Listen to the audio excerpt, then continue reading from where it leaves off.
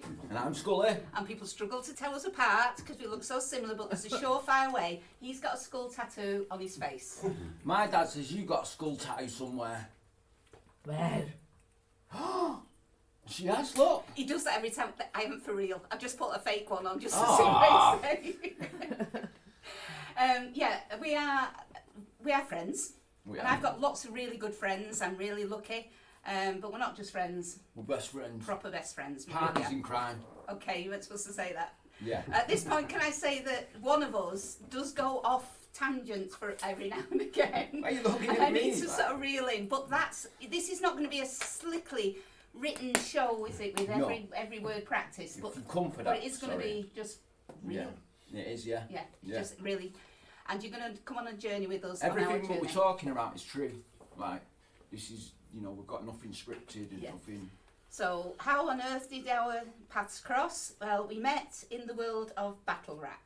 Just explain what battle rap is first. Battle rap is usually two guys that look like me and a crowd similar, because it is predominantly male. I think Joy is one of two in the UK females that battle raps. And so, you've got to break down your opponent in the form of rap and big yourself up, but not just that, while you've got people screaming, shouting, laughing. It's brutal. It's really brutal. And yes, we both do this. And I will come back to it and explain why in a little bit, or how it happened or anything. But before we actually get to our story, we just want to give a little bit of each of our backstories in terms of how we got to the point where we met. Yeah. And you're going first. And I'll step away for a minute. I feel like we got to this part really quickly. And that didn't happen yesterday when we were running through, but we're just going to roll with it, people. So there's a phrase that I can't stand. A leopard never changes its spots. What if the leopard had an opportunity and someone came along and tried to show them a different way and a different style of doing things? And my mum, when she had me, my mum wasn't a well person. She was on drugs. She was an alcoholic. She was a heroin addict. And she was still gigging and being a groupie to bands, all kinds of stuff.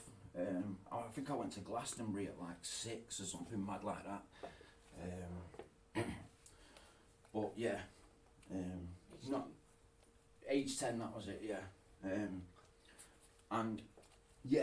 I had ADHD and this wasn't diagnosed till I was an adult, and I would bounce around the house and I would sometimes be up all night. So my mum thought it was acceptable and it was okay to blow heroin smoke into my face and it would put me to sleep. Now this carried on over it, because obviously, you wake up and you got the next day and I'm bouncing around again. And it carried on and it carried on. I eventually ended up going to live with a family through social services. And I was 10 years old and I couldn't sleep that night. And the next night my legs were kind of aching. I was sweating. I was really, really ill. And I had no idea for the life of me. They took me to the doctors, sat up with me all night. I was in withdrawals. I was in heroin withdrawals. My dad intervened at this point. He'd not been a massive part of my life, but he came and he did the right thing and he scooped me up and he I went and lived with him. And he managed to find a way to get me out of Moss Side, because that's where we were living at the moment. And you've got to remember, this was Moss Side in the 90s, not as it is now. And it was a violent place. Drugs were rife.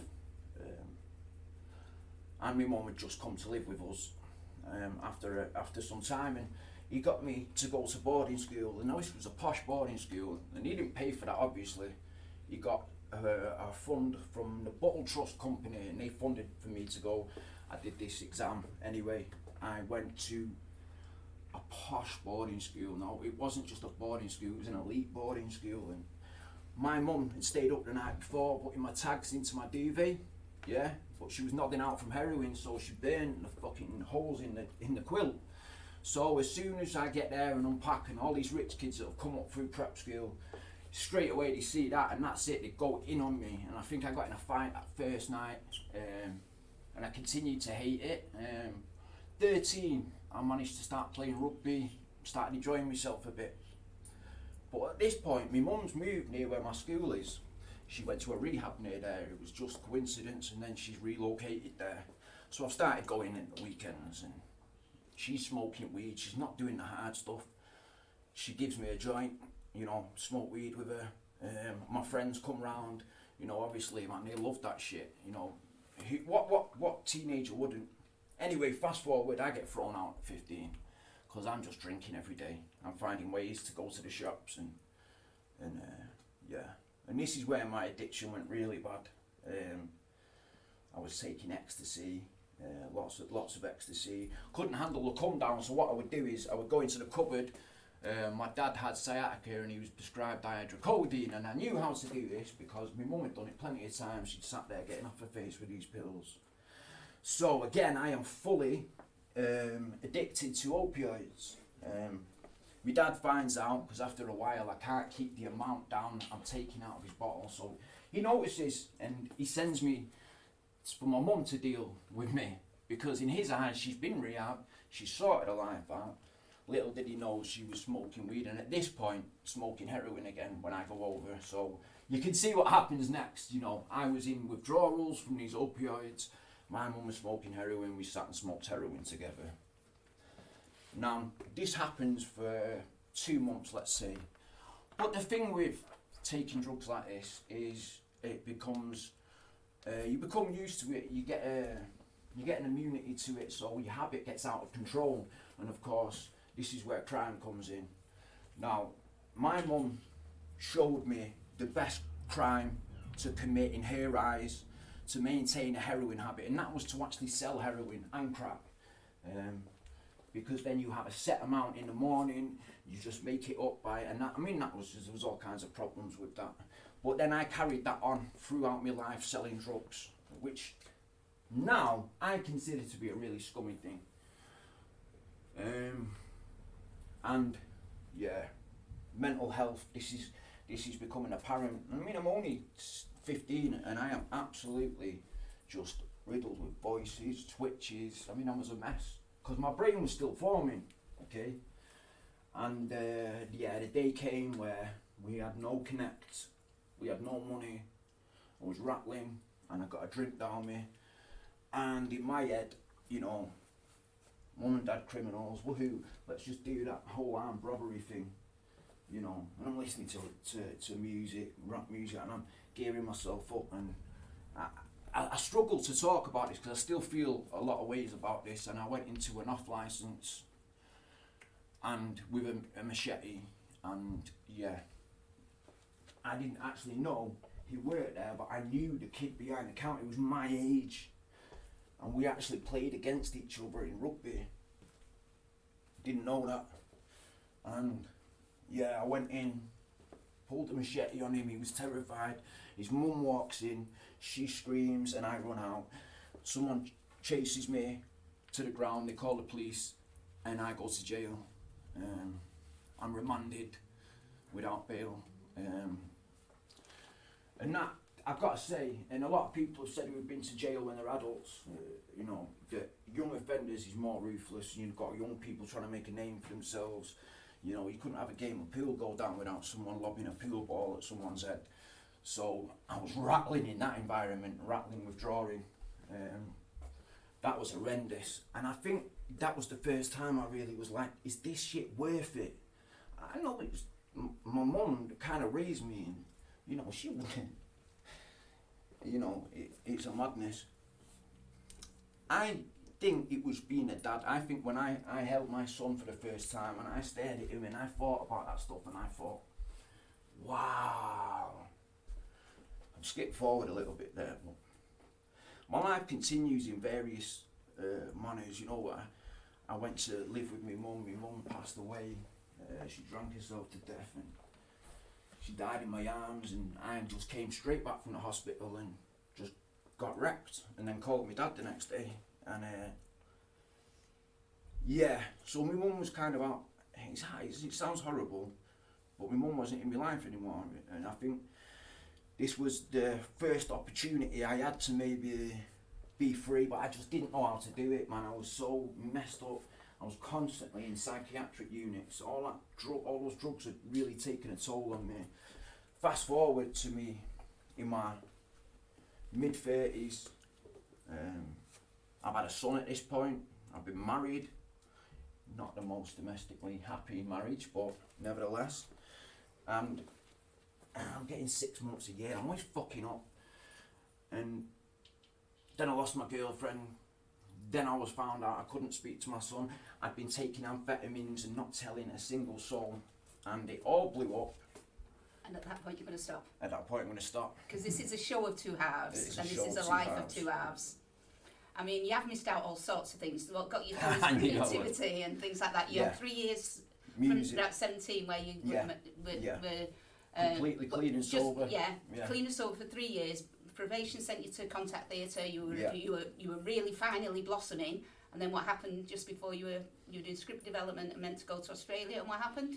I started tanning the Nurofen Plus with codeine in, just a few at a time at first, and then it ended up perforating an ulcer in my stomach, and I nearly died. My internals, everything just floated out, and they all panicked and rushed me in. I had emergency surgery, came round, got infection, septicemia. You were in a coma for a long time. In the second lot of surgery after septicemia, I'd actually died on the operating table. And having missed the chance to perform in Australia, you'd lost everything, back on the drugs. Back on so the you had drugs. 3 years away, and other than that. But other than that, I didn't learn from it though. Like I really didn't. And what to me, what was awesome is when I was in intensive care, they were giving me morphine. You know, there was no like, holy fucking shit, wake up. There was none of that yet. No.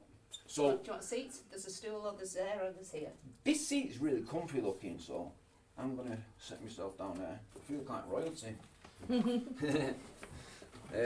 So this is a song I wrote while I was still using and still trying to work through it.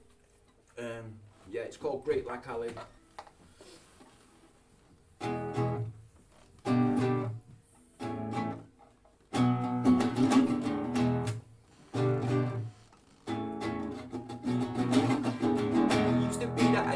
So sick like a Viking, drinking white lighting and fighting. It's frightening, inciting a riot. I wanna try it, bipolar exploding, lock and loading. I am really rock and rolling. A mental patient from outer space. I'm out of place, wash your face out my face. I'm a fighter, give me the fuse, the lighter, turn me to a lyrical genius writer. Alright then, mental health, let's talk about it. Insanity, I fuse it with music and use it to my advantage. You can't chance it, see you later. Relegate the pen to paper, deflate a hate or won't stop until I get to the top. Or I get dropped by an act of God. Yeah, what? Recovery's not everything, it's packed up to be underneath this split and this broken team. There's more to be, there's more you'll see. I'm sick and tired of drinking coffee till I'm whining. Reading the text, I'm staying from sex. I'm acting spiritualized when deep inside I'm getting vexed, yo. Wanna be great like Ali. Yeah, I float like a butterfly, sting like a bee. See me, yeah, the way I do it, make it look easy. Wanna be great like Ali, yo. Rise from the ashes like Cassius Clay, what can I say? Go mad for it, willing like a Batman villain. Putting in the clean and middle green hair, middle finger really, yeah, what a cliche, but I don't really care. Don't waste your right bounce to me like I'm some kind of wannabe MC. I started playing guitar, I was trying to sing, I was doing the whole no Gallagher thing until I track it up to me, got to me, barrel the bottom. Me, this music is the only spot for me. Wanna be great like Ali. Yeah, I flow like a butterfly, sting like a bee. See me the way I do, I wish it was easy. Yeah.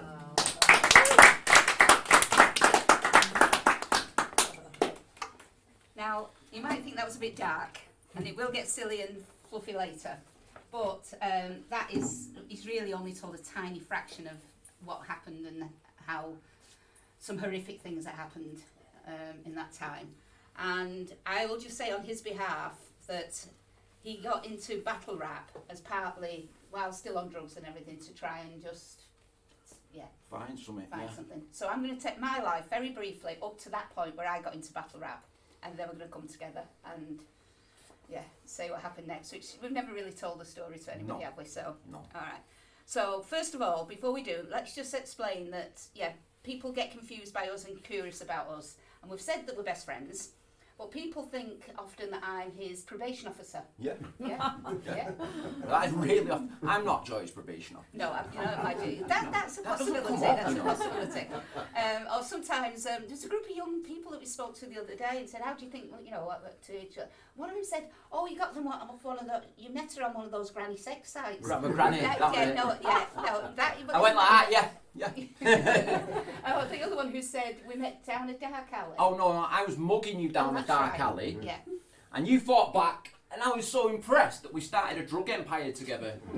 Now, maybe not a drug empire, but why don't we do something like that? We could maybe have like a. Because you've told the world now, they'd know about it, so Okay. you spoiled our chances. This is for entertainment purposes only.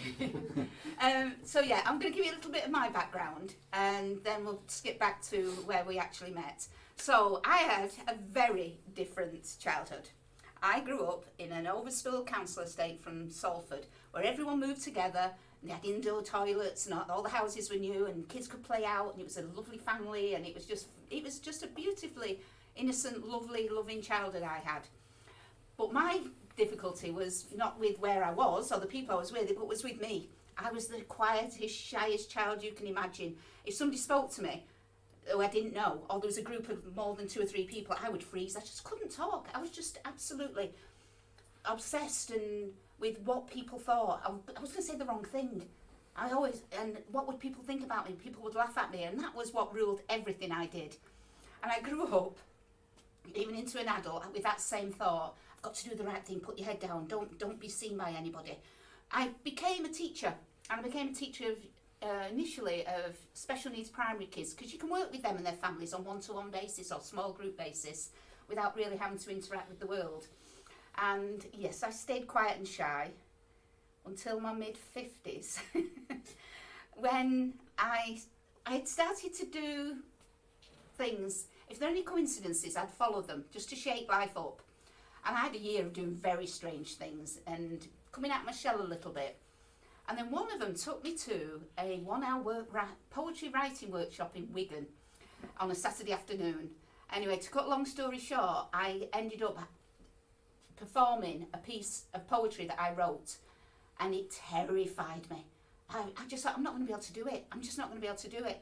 But I did it, and I thought, wow, aren't I brave? I'm not doing that again. I'm going to go back under my stone, and But there was a poetry night had started that had been going, and the people persuaded me to come along, but I was so shy. I just sort of like looked round the corner or sat at the back and wouldn't have a go. And then one time, there was some people on the table next to me, and I could hear them saying, "Oh, I'm too shy, no, I can't, I'm too nervous, I'm not going to be able to perform." And I, without even thinking, opened my mouth and said, "I know what that feels like. If you do it, I'll do it again." Yeah. And I ended up getting back on the stage, and it wasn't so bad. Anyway, long story short, I fast forward, I found my voice, and there's no way anybody could silence me. I started travelling around, performing, doing all sorts of things. So, that should have been it. But however, I got into battle rap because when I turned 60, I tried to do 60 new things. And when I turned 61, I tried to do 61 new things. And all these things had to be cheap and through real people, not the internet and things like that. So I had a list of things that I could possibly do. Now, I'm based in Afflex as their creative in residence in Manchester. And these 2 young lads had beautifully shared a poem that one of them had written with me. So I said, "Oh, do you a poem?" And I did a poem that had rhythm. And one of them said, "That's not a poem, it's rap." So I put it on my list, rap. And the other laughed and said, "You should do rap, yeah, but you should do battle rap." And they laughed their heads off because the idea of me doing rap, but I put it on the list. Now, as it happens, if you want to know the full story, come and talk to me afterwards. Okay. There was a film company called Northern Heart Films, who one of them's here today, discovered me and discovered my list and said, "Well, surely you could make that happen." And it just sowed a seed that basically I thought, what if I gave it a go? Could I step into a world of everything I hate that's misogynistic and gross and homophobic or whatever? Could I go and do it and show them that somebody like me could give them a run for their money without being misogynistic or whatever? And it just sort of, that little seed was sown. So I had a little practice battle with somebody I knew from the poetry world, a young lad. but I hadn't done it. I hadn't really done it. I hadn't stepped into that world. And somehow, I have no idea how, a whole series of coincidences meant that I ended up on a card in Coventry against a guy called Blunt Ted. Now, I contacted this guy called Blunt Ted and said, please don't dumb down, just do it just as you would. Don't treat me like anybody else. Oh boy, did he follow on through. Right, if you're a bit sensitive, put your fingers in your ears. The very first words that he said to me in the battle was, your pussy's fucking clapped. Clitoris like a carrot and down by your kneecaps and your piss flaps. So you get the idea. But I did it. And I did win, didn't I? Yeah. I did win. She put him in a body bag and sent him home. She won. But the main thing is, I knew that this was going to go online, and I just thought this is going to go viral for all the wrong reasons. And I thought, oh my God, what's going to happen? So I carefully looked at the comments, and then I was very confused, because they were all saying things like, Joy is the goat. What? Joy's a goat? A nanny goat? What's what they're talking about? It turns out... Greatest of all time. So they were big... And you are the greatest of all time. No, I'm not, but they were being very kind and all the rest of it. But the important thing was, in that battle, even from the start, is you did it in your authentic voice. Yeah. There was no, yo, or, I'm going to gun you down. Like, it was very much just you. And they've made a 50-minute documentary called Joy and Skully about it, and it's done the rounds and of the film festival and all the rest. But the main thing is, what I discovered, I went in to bust their stereotypes about somebody like me, and I discovered that world is not what I thought. Yes, the battles are brutal, but the people are amazing. They're from all backgrounds, and they wrap their arms around me, and it's this place where young men in particular talk about their emotions, their mental health. They're there for each other. They just don't talk about it. They're absolutely 100%. There. And so I became part of that world. And before we get to the point where we actually was in a room together, I'm going to do a poem. I'm going to do 2 poems for you today. Now, I wasn't planning to do this, but Skully absolutely insisted I had to do this one. 100%, yeah. And, you might say why afterwards. I will do, yeah. By the way, before you do it, we've missed out Will Smith. Oh, we have, haven't we? We'll do it at the end. We'll do it at the end. You can't miss it. Right. There you go. You knew we'd missed something, didn't you? I just realised. Continue. Yeah. There was a funny bit at the beginning. That's why it felt a bit dark, because we didn't do the funny bit. We had planned this out. We just knew we wouldn't end up following the plan. This is our life, isn't it? Okay. This is a poem that I'm just going to do it. Whispers on the wind, in the air, are they there? Do you miss me? But you'd say bollocks girl when I talk of other worlds, but always with a smile like you were enlightening a child, and then you say, hey, remember, there is today, so grab it, live it, fuck it. With you there was no pretense, and you made my world make perfect sense. Whispers like kisses in dreams seem real. We were meant to grow all together disgracefully, do wheelchair wheelies down care home corridors, fill baths with bubbles or jelly, draw penises on sleeping staff's foreheads with a Sharpie. But you died, not heroically or even stoically, but stupidly, making a cup of tea, and I see it different every time. You're there alone, slipping on the wet floor, slipping away from life, slipping away from me, and always there's the red blood, that red sticky, that floods the kitchen indelibly and my mind forever. Whispers, whispers, I strain to hear what soft whispers. Is that you? I want to hear your voice, tattoo it on my skin, remember every moment like the time when I came in and found you cross-legged, naked, on the bed, eating beans from the tin, on my antique embroidered bedspread. And I tried to object, but your infectious laugh grabbed me by the throat, and we made love instead in utter hilarity, on the bed, on my antique embroidered 57 variety stained bedspread. Whispers, whispers. You taught me carpe diem, to say Sodom, because you'd say, remember, there is today, so go grab it, live it, fuck it. Now stop crying. And I'm trying, my love, and I will always be trying. Okay. Wow. Originally, you said we have to do that one because it's carpe diem, it's why we do things. Yeah. And yeah. it gives a fits our sense story. of you. You know, you started by saying you have a very different experience than me, but that doesn't mean to say you've not had your own pain and your own struggles. When that it just gives a sense of who you are. It's a beautiful Just point. come a bit closer, and then are you going to say why it's since making that decision? Why? Yeah. It's, all right. Okay. Yeah. Go on. I'll leave you. I'll let you say this. I was on it. Don't worry. Yeah. See what I have to work with. No, no, you have the option of not saying this. Go on. Yeah. So, you know, I talked about my mum and being a groupie. One of the bands was a band called the Happy Mondays. We all know the Happy Mondays. And when I hit 16, and I was on everything I was on, as Joy rightly said, I had 3 years as a teenager where I was clean and sober, because this guy called Paul, that was all I was told, you know, Paul is going to take you to a meeting, and you know, because my mum's there like acting like she's clean, pretending she's clean when I knew she wasn't, but she's giving it the talk, and she's arranged Paul, that I apparently should remember from being a kid, take me to a meeting, and I could, he looked really familiar, and of course it was Paul from the Happy Mondays. Now, it might sound like I've broken confidentiality there, but it's not the case. He's done interviews in recent times talking about it and stuff, and the reason I'm mentioning it is I stayed clean and sober, fucking right. He stuck with me as well, and he said, I tell you what, you make it to your 6-month keyring, and we're going to go see Oasis, and then we're going to go backstage, and we're going to go to an after show party, and I hit 6 months, and he followed through, and he died yesterday, or in the night before yesterday, and that was, Joy knows about that relationship, but that would have been a really lonely day, because everyone that I know or knew Paul, they're all dead, you know, people younger than me. My mum's not here, but you kind of know everything about me in his past. But he knows, because you've Yeah. been obviously regular contact. Yeah, he knew. What we're going to tell Lex Yeah.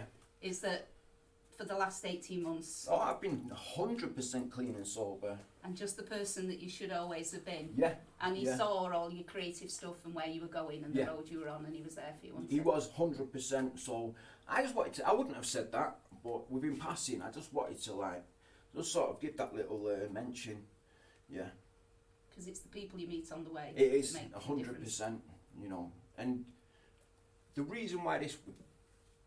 Am I going too far? No, we're at that point. We're at that point.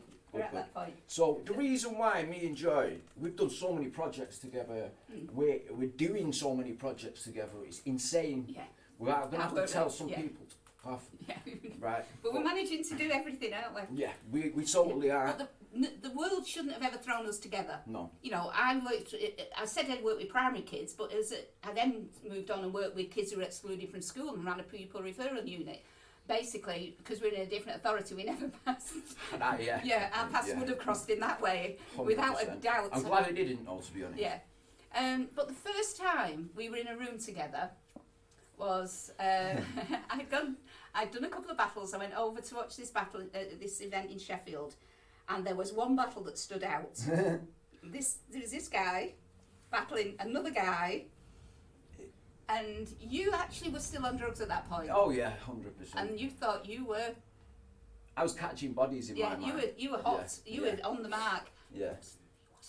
I watched that shit recently, and I didn't make it. It's a car crash, and it's almost cult viewing in the battle rap world because it's so bad.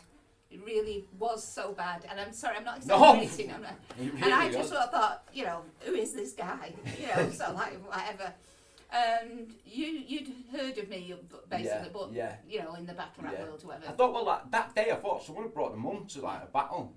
Yeah. It happens a lot. Does it? Yeah. Mum, grandma, auntie, whatever. And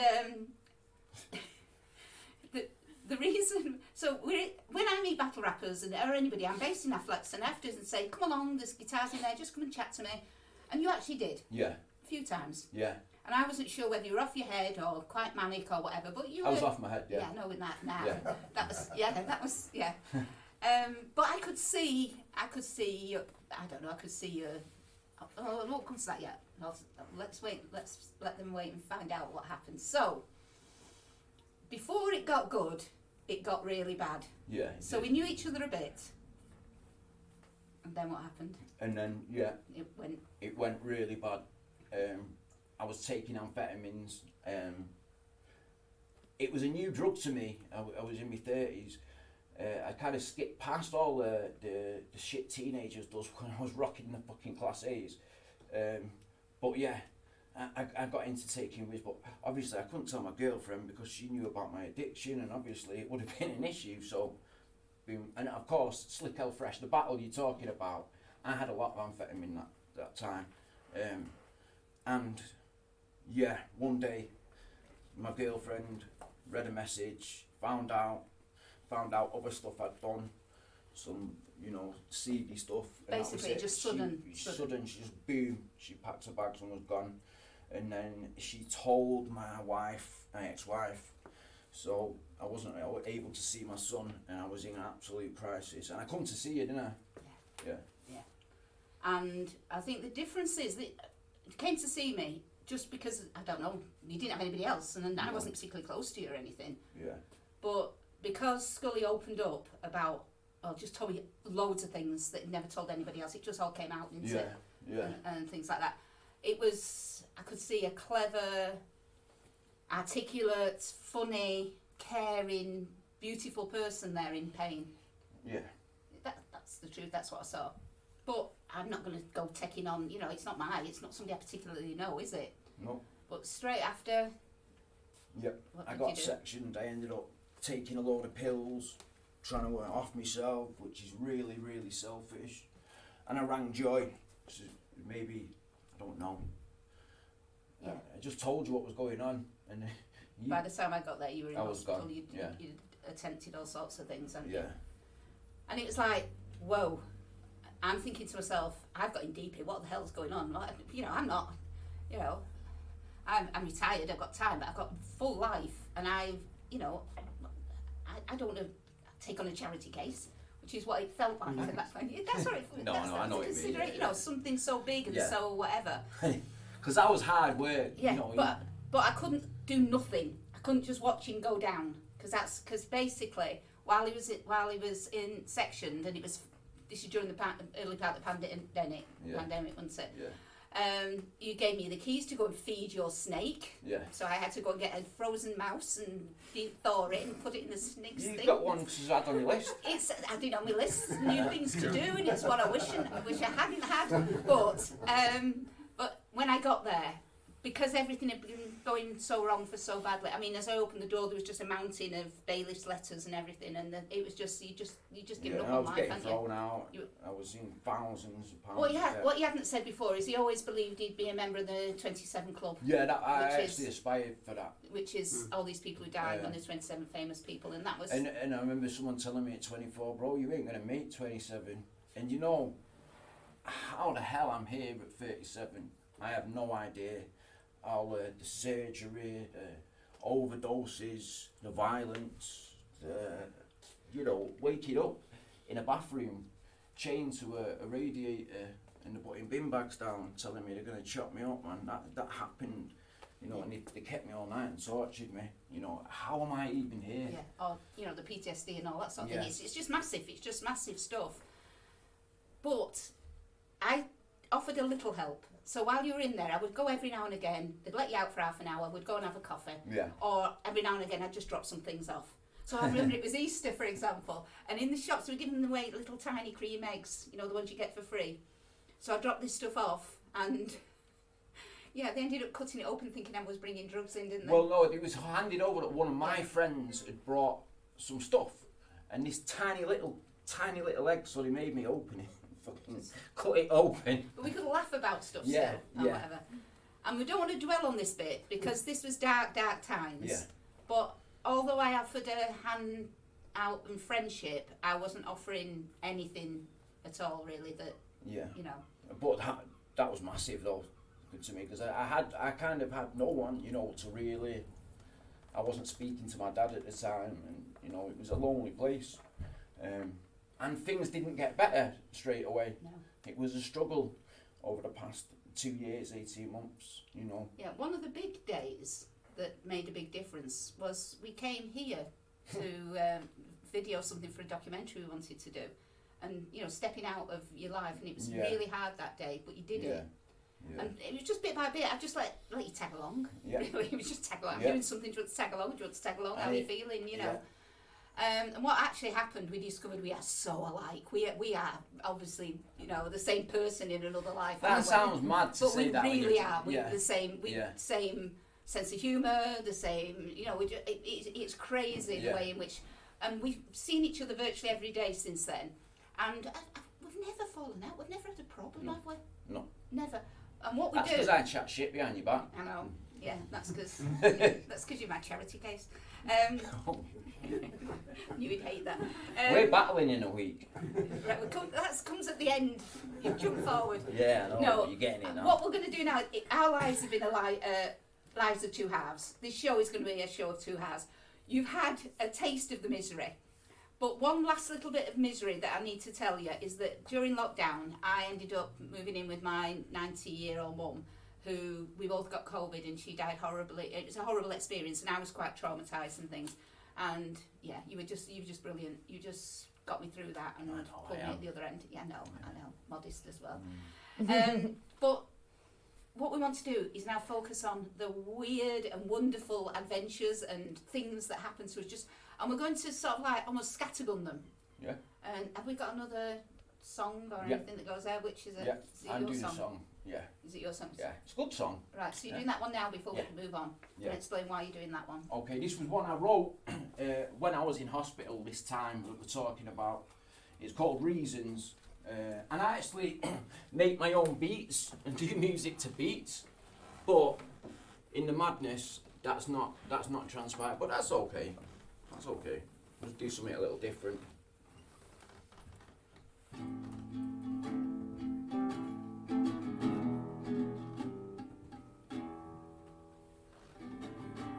I'm sick of staying sober, like I was sick of Corona.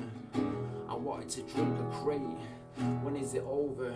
I'm about to lose composure. I'm trying to be a soldier. That's what I show my lad. Have to wear a mask instead of crying I laugh. I wait at riverbanks for enemies to float past, but I don't give a damn. That bar's over your head. This ain't the art of war, it's the art of death.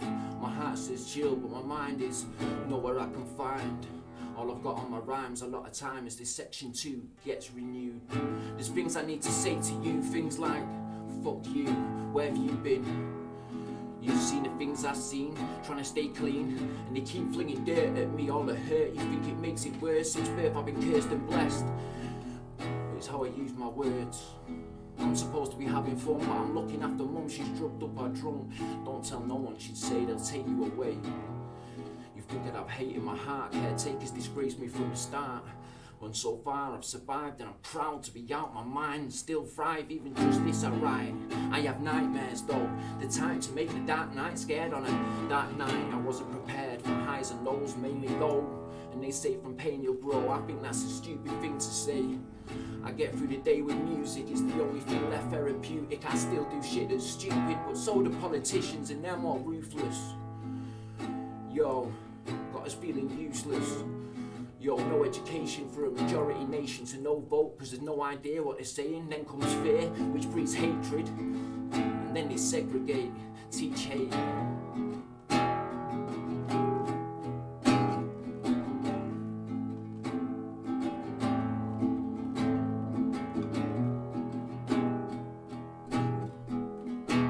Yo, so maybe I need a change of face. Go back to the concept of wearing a mask. Not an actual mask, changing. Yo, make youngers feel okay. And do something clever one day, not just fake it today. Yo, never give up, but I'm the biggest hypocrite. But it's time to tip the drink, not even a sip. Yo, cause I was sick and tired of being sick and tired. Still spit some fire, not for you, for me. Get on a beat, no defeat.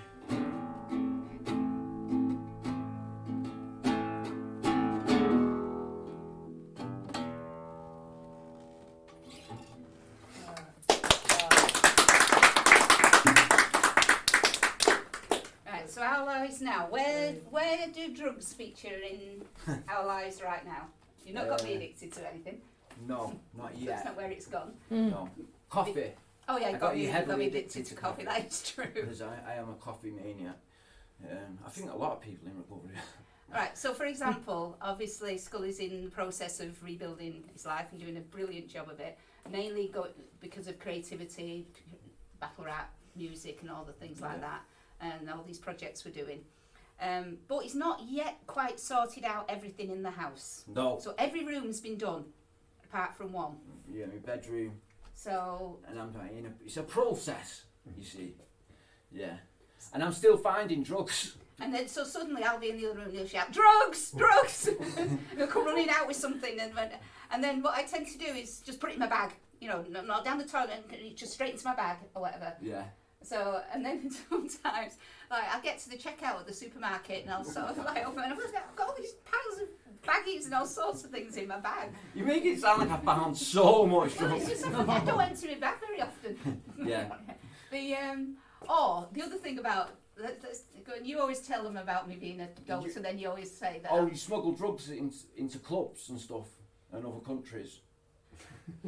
No, not other countries. There's an explanation. It isn't that I smuggled drugs. Right. You're a mule. Right, I went to a battle rap event once, and this happened. They were queuing to get out to get into the event, and somebody next to me said, "Oh my God, look at the security guards! They're really going through everyone's bags. They're going to get my weed. They're going to get my alcohol." So I just said, "Put it in my bag." I've got a backpack. They never check mine. So down the road comes all this thing. I shove it to the bottom of my bag, and of course I get to the door, and I go, and they say, yeah, go in, and then I can sort of then redistribute it on the other side. Because whenever I turn up at battle rap events, it confuses people. So the security guards will say things like, "Oh, sorry, love, the toilet's around the corner," or "It's going to be a bit of swearing." And when I say, she's doing it. Yeah, it's me that's doing the swearing. Or they'll look round seriously looking to see where my carer is. You know, I've wandered off. Yeah. It really is funny, isn't it? I think a lot of think I'm the sad case that drags me more out to like battle rap events. Yeah. But yeah. Then we just beat them up, so it's alright. We said everything was true that we said it. Oh yeah, that's not true. That's just being silly. But just our everyday lives are just so hilarious, aren't they? Yeah. We just don't mean to do it, but we just end up in all sorts of positions. Don't start telling them no. But there's certain ones we've agreed we can't tell. Yeah. It's being recorded. Yeah. Don't tell them. I'm not doing. I'm looking at you because I think you're about to. Don't. Sorry. I ain't no snitch. I don't talk. Okay. She may fall under questioning. We won't mention the guns. It wasn't what you think. We were sort of trying to keep somebody safe, and I did drive around with a gun in my boot. Say it to the camera. But I was doing a good thing.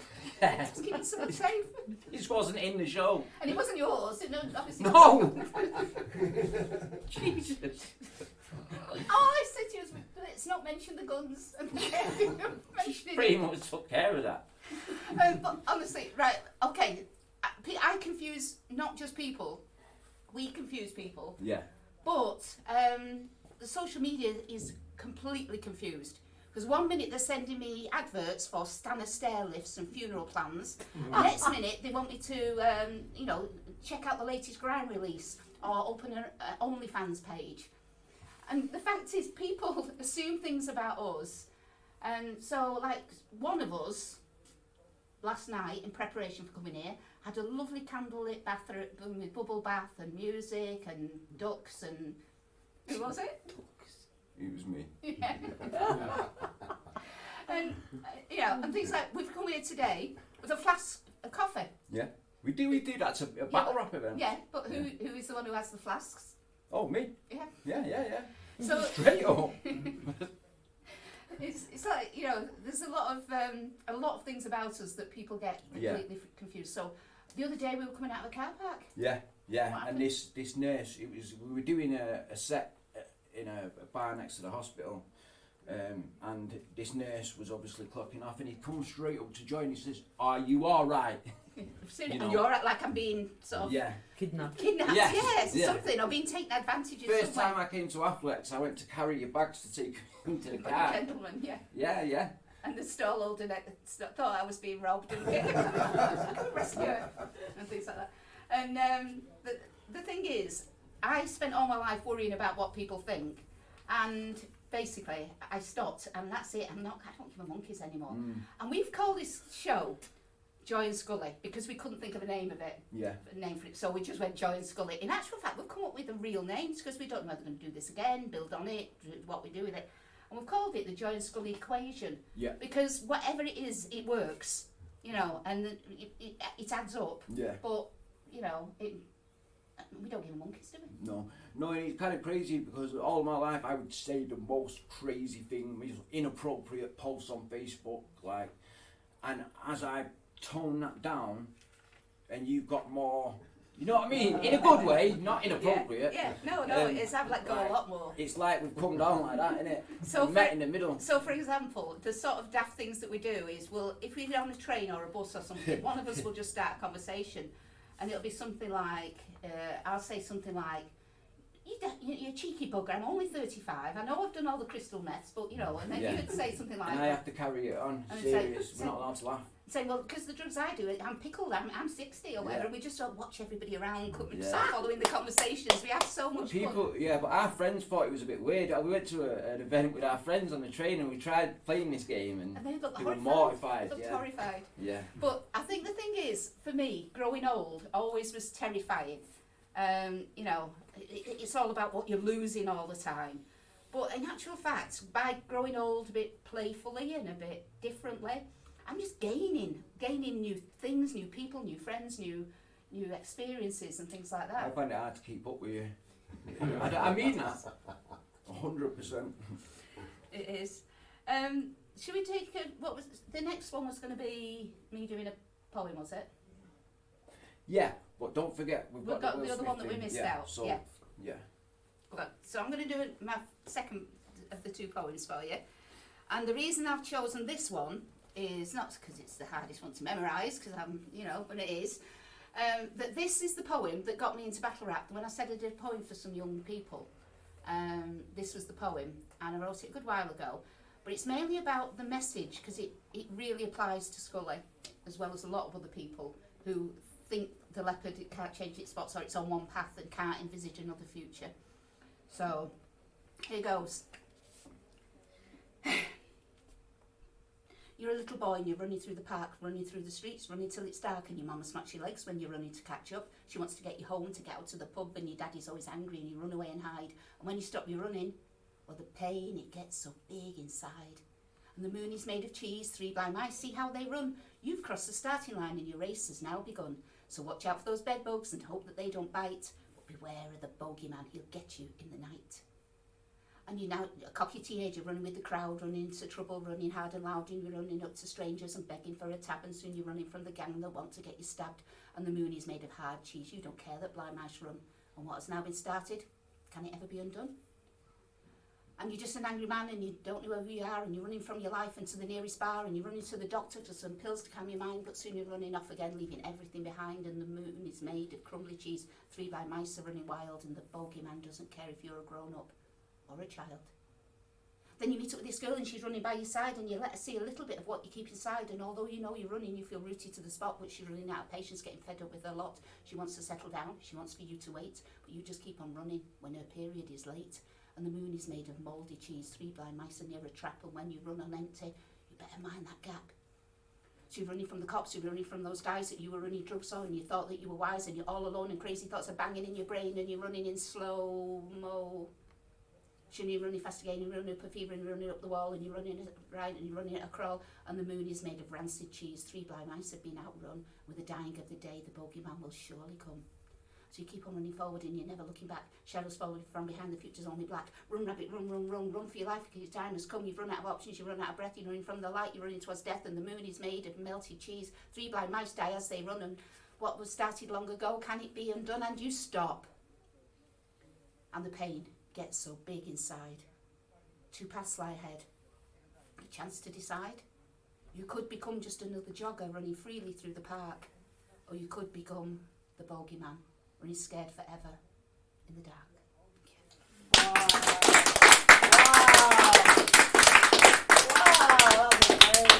I think it's about hope and about not accepting just what you're in, and I think it gives hope to people, not just themselves, but people who've got family members or friends who are going down the wrong road. It is not always inevitable, is it? So a bit dark, but yes. I love that poem. It's Oh, let's take a breath. You say something while I just take a breath now. Okay, well, what I have to say is take a breath, because we need to do the Will Smith thing. Should we do that now? Yeah. Then in contrast. Yeah. Okay, remember when I said I had a battle with the young lad before I had the big battle? I've taken some of the words from there and I perform it. Sometimes I get a member of the audience out and do it, and sometimes I do it to yourself. Yeah. And today it's going to be, don't make me laugh. Right. So imagine this poor lad's face when this is what was said to him. Who do you think you are, calling me grandma, talking to me like I'm gaga, going, oh, blah, blah, blah. You're just a jumped-up pup, a wannabe. You want the words and the moves of Muhammad Ali, but you sting like a butterfly, float like a bean. You can't touch me. I'm Joy, and you're just a naughty little boy. You think you're the young Will Smith Fresh Prince, but no, you're the more recent one that leaves Fresh Prince. And you're from Bury, not Bel Air, and your rep's being ripped by an old woman with white hair. And you say you're going to be famous, drive a bikini car. No, you're more pot noodle, not beluga caviar. A megabus will always be your ride. And besides, I've already whooped your hide nationwide. Because I'm no longer a battle app virgin. I'm coming at you like a tree surgeon. Scissor hands from Tim Burton meets Chainsaw Massacre and Mrs. Merton. Because I'm a high-speed train, you're the late-night replacement bus. The difference between us is I've got guts, you make a fuss over paper cuts. I'm rich roasted coffee, you're gold blend, and it's me that's got the balls and you that's the bell end. Because I'm stronger than the Great Wall of China, so come on, take a swipe like you do on Tinder or use Grindr. And if you still think you're hard, here's a reminder. I've pushed a 10-pound child out of my vagina and I'm now destroyed you because that's images inside you. Yeah. Wow. Supposed to do that at the beginning to show you the attitude sort of thing, you know. I'd say. No, you're not. Yeah. Oh, right, go on. This is not. I didn't know this was going to happen. We performed this all those nights. You put me in a body bag and I can never reply. Don't worry, it's not what you think. I just needed to take the time to say that I was scared to die, afraid to live, and you got me to do just that. I kept coming back. We kept doing it, machine, the way we come through, and now I'm 2 years clean. What? Not serene. Okay, I just want to say thank you. So that's not really about... Very replying. I did warn you at the beginning this would go all over the place and it wasn't scripted. But that's what we love. This is life, and I'm going to say something now. Then, all right. Okay. When we decided to do this show, amongst lots of other things, because we talked about doing Battle Rat the Opera and all sorts of weird ideas, haven't we? That's not happening. No, I know, but we have the ideas. I was quite cautious because one is I wondered whether shining a light on our lives would be detrimental to yourself. That was my first thought. Yeah. But also, you know, is it just something? You know, we're not here saying, "Oh, look at us." It's almost like Sometimes we do. no, we don't ever. But what we do is it's about like giving people permission to do things a bit different, and you know, if you see these people who've done things and it works, you know, my world started when I stopped being bound by what other people thought I should be doing, and we just thought sharing a little bit of the things we get up to might make people just think a little bit about their own lives and maybe make some. But if not, if we've entertained you for an hour, that's all good. We've got another 5 Anything minutes. else is gravy. Yeah, Yeah. everything else is gravy. Yeah. That should have been the name of the show. It should have been. Yeah. This is, do you know how much this is happening? It's like 3 times a day. Yeah, Like, that should have been the name of the show. Yeah, that should have been the name of the show. We've got. Should we do a little bit about? You've got your thing that you want to perform. Your new one. Yeah. Yeah. And then we need. We're going to spend the last few minutes just telling you what's coming next, but we're going to leave a couple of minutes just in case anybody wants to make a comment, ask a question, anything. So if you ever think if there's anything, feedback of any way, shape or form. our plan was to enjoy doing this and hope that other people would enjoy it because we're enjoying it. I've enjoyed it. I've enjoyed it. Yeah. Yeah. So do you want to do your thing now, and then we'll do the what's next and wind down? Yeah. I'm actually going to use the guitar. Well, yeah. Right, let me get out your way. This is, you never performed this before, have you? No. No.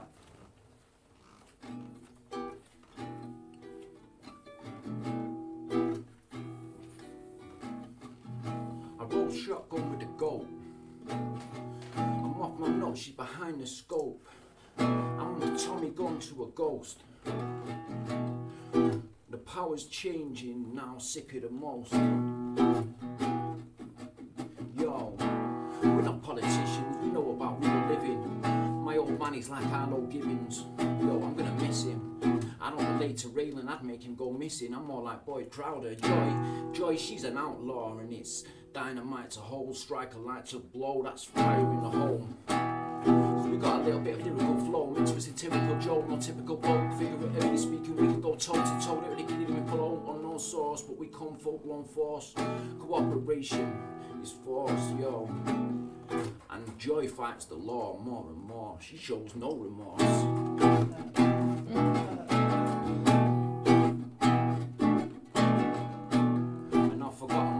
So I'll just freestyle for the last bit of the show and see how we go. Yo, losing the will to live, nah, I never had a shit to give. Yeah, waiting for an epiphany, you're kidding me. A moment of clarity is useless when you lot think I'm a waste. Yo.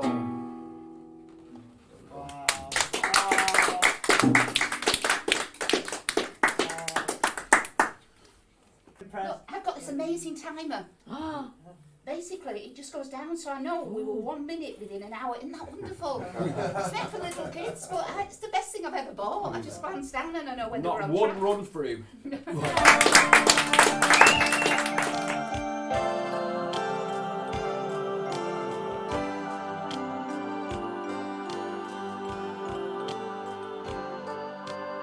Love is wise, hatred is foolish. In this world, which is getting more and more closely interconnected, we have to learn to tolerate each other. We have to learn to put up with the fact that some people say things that we don't like. We can only live together in that way. And if we are to live together and not die together, we must learn a kind of charity and a kind of tolerance, which is absolutely vital to the continuation of human life on this planet.